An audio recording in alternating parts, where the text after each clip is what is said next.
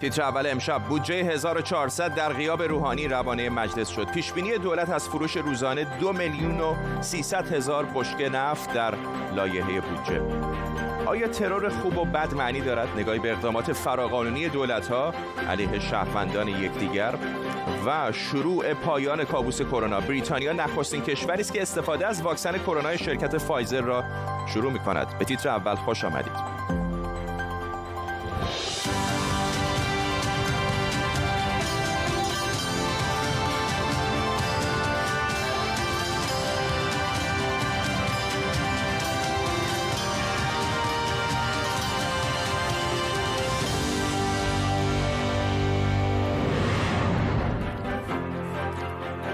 سلام به شما. مجلس ایران بررسی لایحه بودجه سال 1400 رو شروع کرده. بر اساس این لایحه دولت فرض کرده که سال آینده 2.3 میلیون بشکه نفت در روز بفروشه که البته در این باره اما و اگرهای زیادی مطرحه. بر اساس این لایحه دولت 319,000 میلیارد تومان برای پرداخت حقوق و مزایای کارکنان و سایر هزینه‌هاش کسری بودجه داره. حسین علی امیری معاون پارلمانی امروز بودجه پیشنهادی رو برای تصویب به مجلس داد.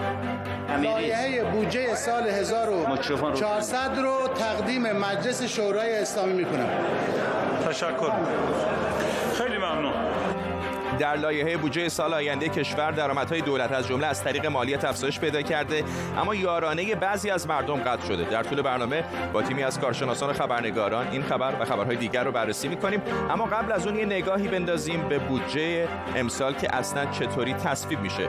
جزئیات اولین لایحه بودجه قرن خورشیدی آینده و اولین بودجه‌ای که مجلس شورای اسلامی جدید اون رو بررسی می‌کنه امروز منتشر شد. مجلس هم کار بررسی اون رو شروع کرده. اگر براتون جالبه که بودجه کشور چطوری تصویب میشه، الان خلاصه و مفید در حدود 1 دقیقه براتون میگم.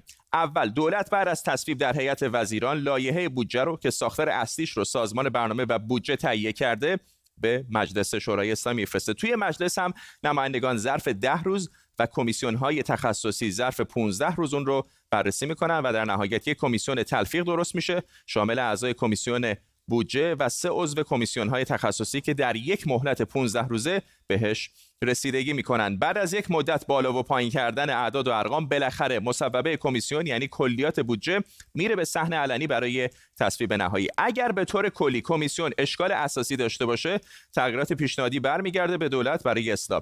اگه دولت با کمیسیون تلفیق به توافق برسه که لایحه میره برای تصویب، اگر نه که ممکنه مثل سال پیش دولت و مجلس دست به دامن رهبر بشن برای حل اختلاف و شورای نگهبان به جای مجلس اون رو تصویب بکنه. خب حالا فرض کنیم که اینجوری نشه و اختلاف اساسی مثل سال 98 پیش نیاد. در این صورت بعد از تصویب کلیات در مجلس کار روی جزئیات شروع میشه و اگر هم تصویب نشه باز برمیگرده به کمیسیون تلفیق که باید ظرف 72 ساعت گزارش اصلاحیش رو به مجلس بده. در نهایت اگر مجلس جزئیات لایحه بودجه رو تصویب کرد، لایحه میره به شورای نگهبان و اگر اونها هم تصویب کنن برمیگرده به مجلس تا رئیس مجلس اون رو برای اجرا به رئیس جمهوری ابلاغ کنه. اگر هم شورای نگهبان ایرادی بگیره که باز لایحه برمیگرده به مجلس و کمیسیون تلفیق برای اصلاح. احسان مهرابی روزنامه‌نگار از برلین با ماست. آقای مهرابی، چه نکته جالبی جلب توجه کرد برای شما در بودجه سال 1400؟ این بودجه اولین بودجه‌ای هست که فروش نفت در داخل کشور در اون پیش بینی شده، یعنی در واقع این بیش از 2 میلیون بشکه نفتی که پیش بینی شده برای سال آینده، بیش از 1 میلیونش باید در داخل کشور فروخته بشه، چون فروش نفتی که برای امسال پیش بینی شده 1 میلیون بوده که اون هم به گفته مقامات سازمان برنامه بودجه حدود 700,000 بشکه فروش رفته و اگر مجلس با این پیشنهاد دولت موافقت نکنه، عملاً بخش عمده‌ای از درآمدهای پیش بینی شده دولت در بودجه بلا تکلیف میمونه. اختلاف دولت و مجلس البته محدود به این نیست و قبل از ارائه بودجه هم نمایندگان مجلس خط و نشان زیادی برای دولت کشیده بودن و اعلام کردن که به صورت کلی قرار ساختار بودجه را به هم بریزن و اگر اینجور باشه قاعدتاً مجلس باید کلیات لایحه بودجه رو رد بکنه. بجز موضوع فروش نفت، ارز دولتی، درآمد پیش بینی شده برای شرکت‌های دولتی از جمله موارد درگیری دولت و مجلس است. ممنونم از شما احسان مهرابی روزنامه‌نگار از برلین آلمان با ما. در حالی که مقامات دولتی و حکومتی ایران اسرائیل رو مسئول قتل محسن فخریزاده معاون وزیر دفاع که روز جمعه در نزدیکی تهران ترور شد میدونن، حالا این سوال مطرحه که با فرض اینکه این اتهام رو درست بدونیم، آیا اسرائیل که حکومت ایران رو دشمن خودش میدونه از لحاظ حقوق بین الملل میتونه یک نفر رو توی کشور دیگه حذف کنه؟ همونطور که گفته شده اسرائیل بارها به طور غیر رسمی این کارو کرده که گاهی به تنش‌های دیپلماتیک هم منجر شده. منصور فرهنگ، استاد روابط بین الملل در کالج بنینگتون از نیویورک و بیژن کیان، کارشناس امنیت ملی از اورنج کانتی با ماست. با آقای فرهنگ شروع می‌کنم. آقای فرهنگ، اصولاً از نظر حقوق بین الملل چه مواقعی هست که میتونه توجیهی داشته باشه برای یک دولت که شهروند خودش یا شهروند یک کشور دیگر رو در یک کشور دیگر بکشه؟ در صورتی که بین دو کشور جنگ باشه، اگر ما به این قتل به عنوان یک امر انتزاعی نگاه بکنیم، خیلی راحته که از نظر حقوقی، اخلاقی و معنوی محکومش بکنیم. ولی واقعیت امر اینه که 42 ساله بین ایران و اسرائیل تقابلی وجود داره که حتی به جنگ هم کشیده شده، خصوصا در این 1-2 سال اخیر استفاده از ابزار سایبری برای حمله‌های نظامی به یکدیگر کردن. بنابراین بسیاری از ناظرین این اقدام رو یک اقدام جنگی بهش نگاه میکنن و در اون چارچوب براش توجیه درست میکنن. این واقعیت امر اینه که 42 سال ایران موجودیت و مشروعیت اسرائیل رو زیر سوال برده، میگه سرطانیه که باید از منطقه حذف بشه. بنابراین ولی دو کشور رسما که در جنگ نیستن با هم. در جنگ به صورت رسمی با هم در جنگ نیستن، ولی واقعیت اینه که هم ایران به اسرائیل و مقامات اسرائیلی حمله نظامی کرده، هم از اون طرف. بله، یک واقعیتی که در چارچوب و معیارهای عرفی روابط سازمان بین‌الملل نمیخونه. به همین دلیل است که ایران تنها کشوری در دنیاست که موجودیت اسرائیل رو زیر سوال میاره و نابودی اسرائیل رو هدف سیاست خارجی خودش میدونه. این جنگ به معنای عرفی نیست، ولی از جهت احساس و سیاست دو کشور میشه اون رو به عنوان یک جنگ تعریفش کرد. آقای کیان، در خود آمریکا هم اختلاف نظرهای وجود داره در مورد اقدامات اینچنینی. حتی در دولت قبلی آمریکا وقتی اقدامات مشابه صورت گرفت، اون موقع هم طبیعتاً اسرائیل مسئولیتش رو قبول نکرد، ولی دولت پیشین آمریکا متهم کرد. باور شما چه هستش؟ آیا توجیهی داره که یک فرد رو در یک دولت مستقر دیگر، در یک کشور دیگر، یک دولت دیگر بخواد بکشه؟ ببینید آقای فاضلی، من فکر کنم که آقای فرزاد فکر کنم که اگر بحث رو غالبش رو در یک پیش‌فرض قرار بدیم که بله این حتما کار اسرائیل هست و اصولا سوال شما بحث رو به جایی میکشاند که من میخوام بحث دیگری رو باز بکنم و اون اینه که ببینید عملیاتی نظیر این احتیاج به کسب اطلاعات در طول مدت بسیار طولانی داره و هماهنگی بسیار دقیق از داخل. بنابراین سوالی که اینجا بایستی مطرح بشه، به نظر من از دید من رو پرسیدید، این هست که چقدر همکاری اطلاعاتی از داخل، یعنی کسانی که از منافذ امنیتی جمهوری اسلامی استفاده میکنن و این رو به عنوان یک اهرم در اختیار میگیرن، اگر تطبیق منافعی وجود داره ممکنه تصادفی باشه و ممکنه که حتی طراحی شده باشه، ولی سوال اینجاست که چقدر از این عملیات از داخل هدایت شده، از داخل حمایت شده و چقدرش از خارج ازش استقبال شده یا اینکه حتی ممکنه طراحی اون در خارج صورت گرفته باشه. بنابراین اون چیزی که مطرح اینجا هست شناخت ضعف امنیتی و سیستم‌های امنیتی جمهوری اسلامیه. به نظر من جمهوری اسلامی به جای اینکه بگوید ما انتقام سختی خواهیم گرفت، بایستی این آبکش امنیتی خودشون رو به طریقی ترمیم بکنن که چنین اتفاقاتی به این سادگی نتواند در آنجا بیفتد. البته هر کشوری منافع خودش رو اول دنبال میکنه و هر نوع تبلیغاتی رو در زمینه منافع خودش انجام میده. آقای جان، حالا بحث خود ایران رو بذاریم کنار. به هر حال سرویس اطلاعاتی اسرائیل هم یکی از پیچیده‌ترین سرویس‌های اطلاعاتی دنیا هست. در کنار کشورهای مثل ایالات متحده و روسیه یکی از پیچیده‌ترین سرویس‌های اطلاعاتی دنیا رو داره. اصولاً می‌خوام اینو ازتون بپرسم، اما که به هر حال فقط هم ایران نبوده. اگر به یاد داشته باشید چند سال پیش در امارات هم یکی دیگر از اعضای حماس رو متهم شد اسرائیل که کشته با پاسپورت‌های گذرنامه‌های اروپایی، که حتی اینجا در اروپا هم جنجالی به پا کرد. می‌خوام اینو ازتون بپرسم که آیا به نظر شما شما توجیه حقوقی داره که یک کشوری میخواد اسرائیل باشه، میخواد ایران باشه، میخواد ایالات متحده باشه، بدون روند قضایی و بدون اینکه در جنگ باشه با یک کشور دیگه کسی رو در یک کشور دیگری بکشه؟ من نظر حقوقی ندارم در این زمینه، ولی نظر کلی ناظران بر این عقیده هستند که اصولا تروریسم مردود است. شما نمیتوانید تروریسم رو در یک جا توجیه کنید و در جای دیگه تطبیق بکنید. تروریسم مردوده، یعنی به طور کلی همونطور که آقای دکتر فرهنگ به درستی تشریح کردن، در جنگ اتفاقاتی که میافتد دلایل خاص جنگی دارد و در تخاصم قوانین خودش رو داره که اون هم البته قوانین داره، یعنی اگر اون قوانین رعایت نشه به قتل عام و چیزهای شبیه اون متهم خواهند شد.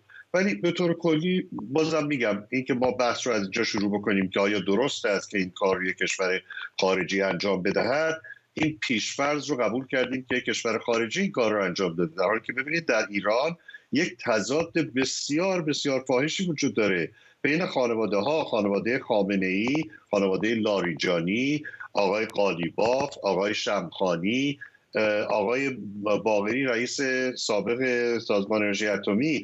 اینها تضاد منافع داخلی بین وزارت اطلاعات و اطلاعات سپاه، نمیشه اینها رو ندیده گرفت. همه اینها رو ندیده بگیریم و بگیم کار اسرائیل. بله، این اتفاق توسط یک کشور خارجی در داخل جمهوری اسلامی انجام شده و حالا بیایم بپرسیم که آیا این کار درسته یا نه. من فکر می‌کنم این سوال ما رو منحرف خواهد کرد از واقعیت‌هایی که باید باهاش روبرو بشیم.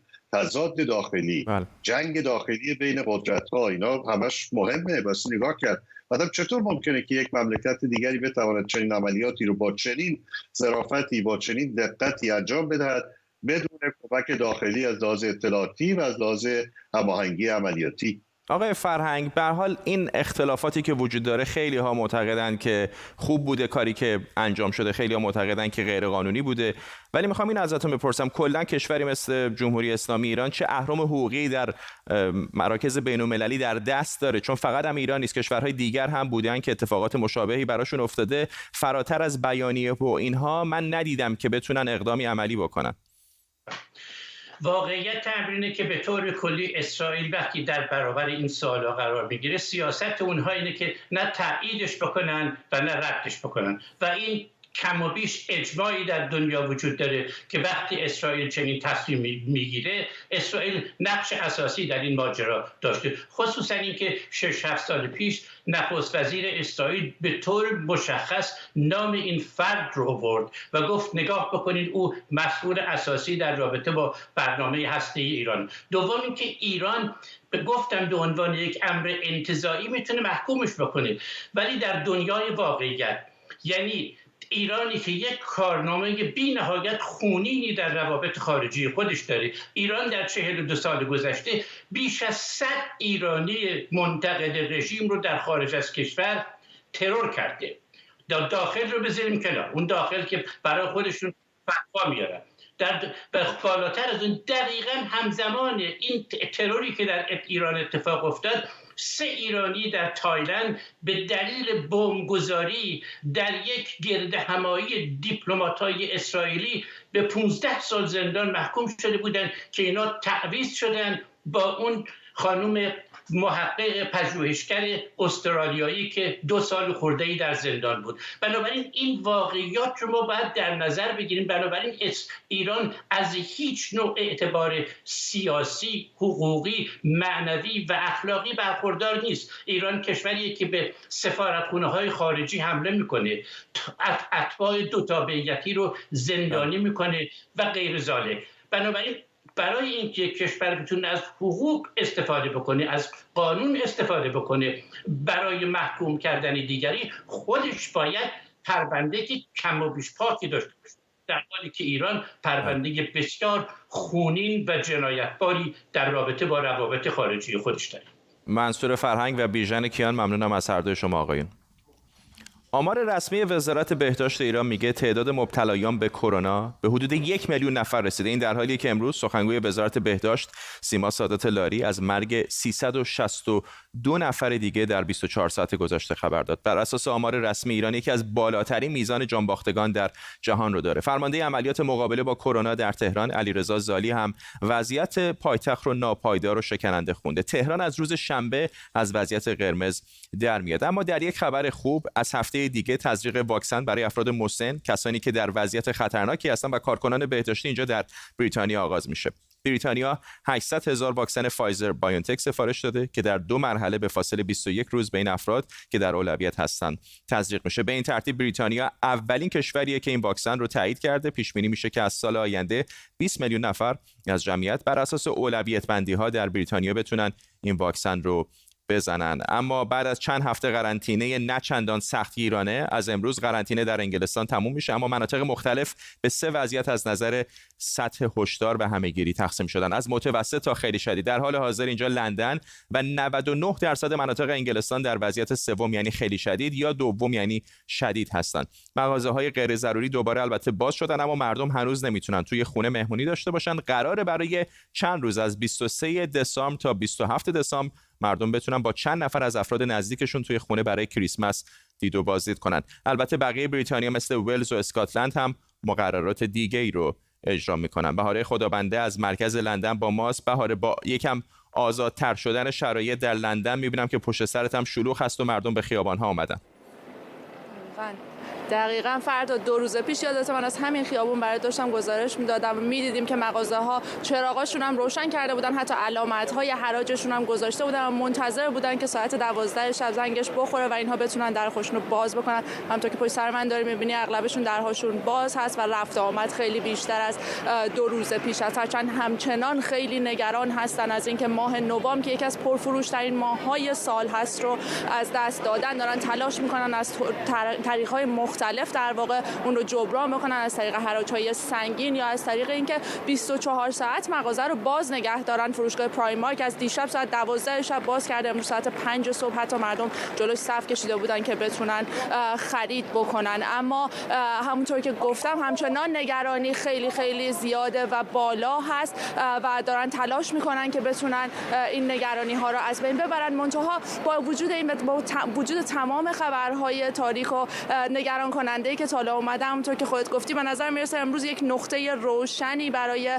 مردم بریتانیا خبرش رسیده، این که واکسن قرار هست که از هفته دیگه، همین یعنی چند روز آینده، وارد بریتانیا بشه. هفته اول قرار هست که 800,000 نفر از کسانی که سالمند هستن یا کسانی که در بیمارستان ها کار میکنن این واکسن رو دریافت بکنن. بنابراین امید میره که همین الان بوریس جانسون هم اتفاقا داره سخنرانی میکنه، ما که با شما صحبت میکنیم، و داره تلاش میکنه مردم رو قانع بکنه که با سیستم جدید درجه بندی و محدودیت هایی که معرفی کرده کنار بیان، با توجه به اینکه واکسن بالاخره داره میرسه. امید میده که تا آخر فصل بهار و اوایل فصل تابستون بتونن که از پس ویروس کرونا در نهایت بر بیان. کم و بیش به هر حال دلایلی وجود داره برای مردم تا خوشحالی بکنن. پشت سر تو هم 2 نفر رو دیدیم که اتفاقا خرسند بودن، نمیدونم به خاطر واکسن بود یا آزادتر شدن شرایط اینجا در لندن. پروفسور شهرام کردستی، استاد و مدیر گروه ایمنی شناسی سرطان کینگز کالج لندن، هم از همین شهر با ماست. آقای کردستی، به نظر میاد که یک روزنه امیدی داره دیده میشه در ته این تونل تاریکی که نزدیک 1 سال همه داریم درش طی کنیم مسیر رو. چقدر فکر میکنید امیدواری وجود داره که 2021 سالی باشه که بشه به زندگی عادی بازگشت؟ با سلام. خبر بسیار خوبی هست، خیلی خبر خوشحال کننده ای هست. اتفاقی که افتاد اینه که خب واکسن تایید شد به وسیله MHRA در انگلستان. اولین کشور در دنیا بود که این واکسن رو تایید کرد. مشکل یا سختی کار حالا این هست که چجوری این واکسن زده بشه، برای چه گروه‌های اول شروع بشه و دسترسی به واکسن. کل واکسنی که دولت انگلیس سفارش داده بوده 20 میلیون واکسن هست، 10 میلیون واکسن از این نوع واکسن هست. امید داشتن که واکسن آکسفورد هم بعد از این وارد بازار بشه که مشکلاتی پیش اومد توی ارزیابیش و این مقدار تأخیر داره. حدود 20 میلیون نفر رو میتونن اینها واکسینه بکنن که اینو میخوام ازتون بپرسم، همین 20 میلیون نفر اگه واکسینه بشن در جای مثل بریتانیا، آیا میشه به زندگی عادی بازگشت با توجه به اینکه میدونیم بالاخره کودکان کمتر به این بیماری مبتلا میشن، کسانی که سن پایینتری دارن اگر هم مبتلا بشن خیلی خطرناک نیست براشون؟ میخوام به اینو بپرسم که اگر کسانی که در معرض خطر جدی هستن واکسینه بشن، آیا جامعه به حالت عادی میتونه برگرده؟ تا حدودی، نه به طور کامل. چیزی بیش از 50% جمعیت رو انتظار داریم که واکسینه بشن تا بتونیم بگیم که خب حالا دیگه خیالمون راحته. اما خب خیلی خیلی وضعیت بهتر خواهد شد و همونطور که گفتم از الان دیگه به بعد با اومدن این واکسن ها احتمالاً تا 2-3 ماه دیگه واکسن آکسفورد هم میاد، واکسن مدرنا هم همینطور.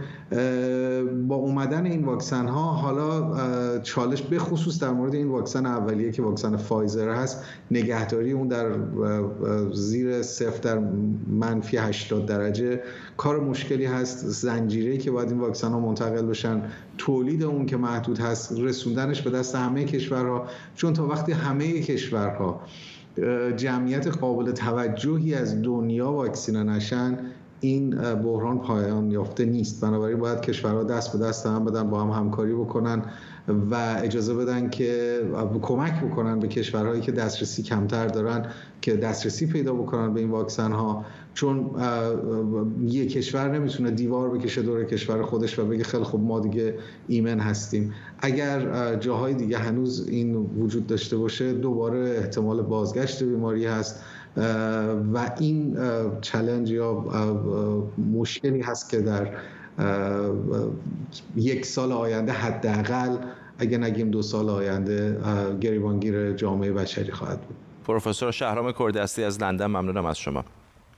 فردا 3 دسامبر روز جهانی افراد دارای معلولیت. بر اساس آمار سازمان جهانی بهداشت بیش از 1 میلیارد نفر با نوعی از معلولیت زندگی می‌کنند. امسال با همه‌گیری کرونا مشکلات افراد دارای معلولیت بیشتر از همیشه هم به چشم می‌خوره. فاطمه حسین‌پور عضو سابق تیم ملی ژیمناستیک اینجا در استودیو با ماست. خانم حسین‌پور، شرایط برای کسانی که دارای معلولیت هستن در همه جای دنیا دشوار هست، حتی اینجا در بریتانیا که تصور ما این هستش که بالاخره امکانات حداقلی وجود داره، اما حتی اومدن شما به این استودیو ما امروز با مشکلاتی روبرو بود. تاکسی که براتون فرستادن اول شرایط لازم رو نداشت. میخوام ازتون بپرسم الان در این شرایط کرونا چقدر این دشواری‌ها بیشتر هم شده؟